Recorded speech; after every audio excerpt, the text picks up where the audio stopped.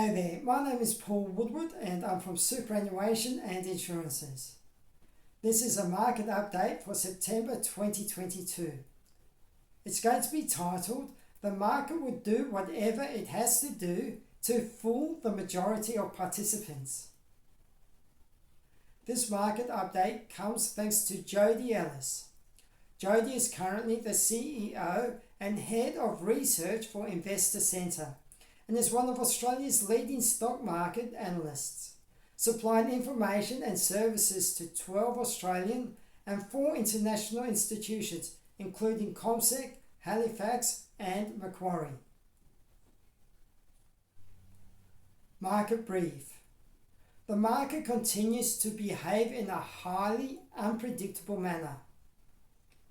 We are currently in an accelerated global interest rate climb that is unprecedented in history. The World Bank stated before COVID that all major economies would have a zero interest rate by 2025, as many economies were expected to be in surplus. This all changed with COVID, as world economics went into heavy deficit. In their all-seeing wisdom, as debt increased dramatically, the World Bank declared a huge inflationary trend and said we must raise interest rates to counter this inflationary effect. The Reserve Bank of Australia has stated that interest rates will need to approach 3% before any downturn can be expected.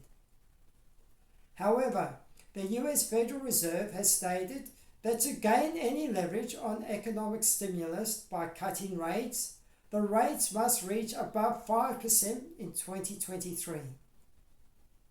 This makes the Reserve Bank of Australia's target very low indeed and unlikely to pause for long at 3%.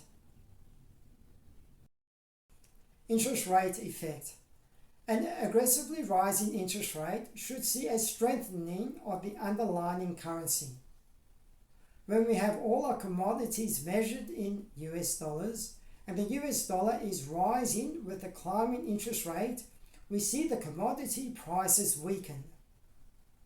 The result of the current US interest rate rise to 2.5% is gold has fallen 15% to $1,700, oil has fallen 30% to $85. Further interest rate rises to 5% will see gold to fall below $1,600 and oil to fall below $70.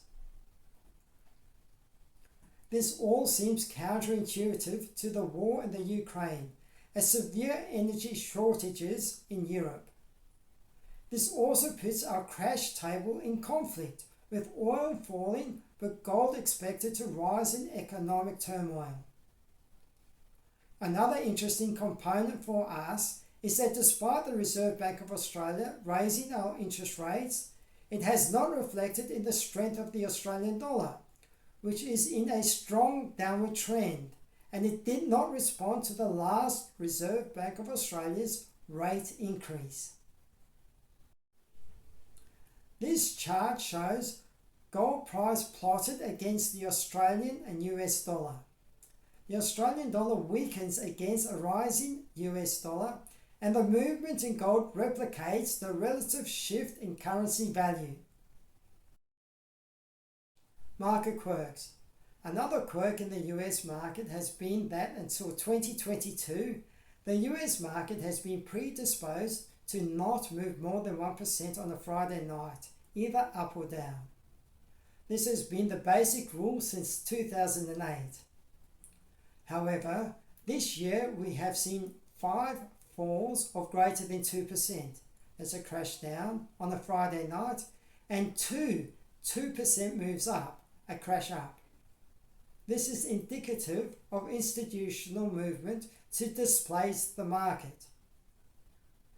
In other words, the market will do whatever it has to do to fool the majority of participants.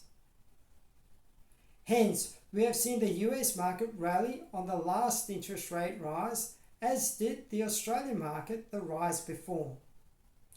Fundamentals are not working for traders and investors currently. the royal family. Any significant news in the UK about the royal family has historically seen a fall in the UK market. The recent demise of the Queen saw the FTSE 100 rally 2%, and like everything else at present, seems to have had an opposite reaction. Indices. All indexes except for China are facing down and expected to slump into October. In saying that, China is having a temporary lull in long-term downtrend. These are expected to continue into October, a traditional crash month, especially in the 7-year cycles. So there we have it, a market update for September 2022. If anybody has any questions, feel free to drop me a line. My name is Paul Woodward and I'm from Superannuation and Insurances.